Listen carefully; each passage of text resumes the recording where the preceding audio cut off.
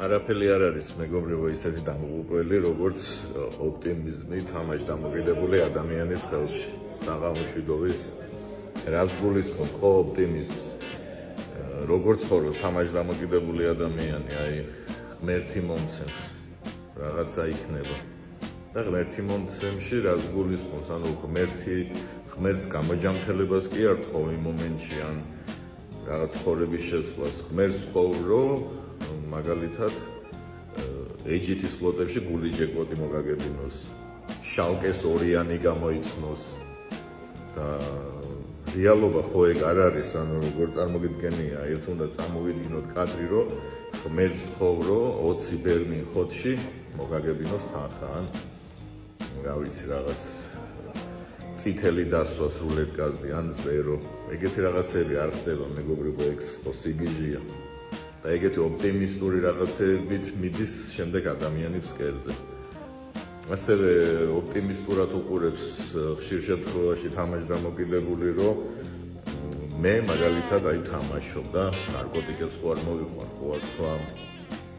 მეგობრებო, დამიჯერეთ, ყველა თამაშ დამოკიდებული ადამიანი ადრე თუ გვიან, როდესაც უმთავრდება ფინანსური რესურსი, იმისათვის რომ გაექცეს სტრესულ მდგომარეობას, იწყებს დალევას, იწყებს პლანის მოწევას, იწყებს ისეთ ნარკოტიკების მოხმარებას, რაც მარტივად ხელმისაწვდომია და იაფია და ყველაზე იაფი ხო სასმელია, რა ვიცი, გარაჟში ეყიდი სამბარიან არა, სადღაც ის უბნის ხილბოსტის მაღაზიაში. ამიტომ მეგობრებო, თუ გვინდა გამოჯამთელება, უნდა გავხდეთ რეალისტები, რაც არ უნდა მტკივნეული იყოს, თუ რეალურად შეხედავ შენ ცხოვრებას, დაიწყებ კონკრეტულ მოვლენებზე და კონკრეტულ ასპექტებზე მუშაობას და როგორ შეგიძლია ხო დაიწყო, თუნდაც პირველი გადახედო შენს გვერდით ყოფ პარტნიორს, შენთან ვინც წერს საღამოს საწოლში, გადახედო იმ ადამიანს და დაუსვა შენ თავს შეკითხვა, რომ ჩემი ქცევი და ჩემი აი ამ თამაშით იტანჯება თუ არა ეს ადამიანი. მეორე გადახედო შენს ირგვლივ სახლში ნივთებს, ფინანსებს, ოქროებს, რაები გაქვს აღებული და გატანილი სახლიდან.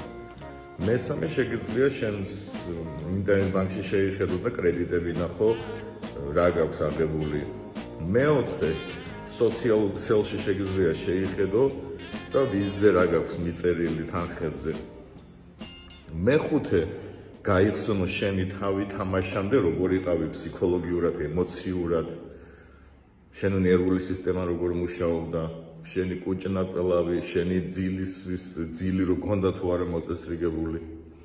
აი ეს დაინახავ მეგობარო რეალობას, თუ დღეს ვერ ხედავ შენს რეალობას და გიჭირს კიდე და ხარ შედარებებში, რომ მე აი ნარკოტიკს არ მოვიხმარ, სასმელს არ მოვიხმარ.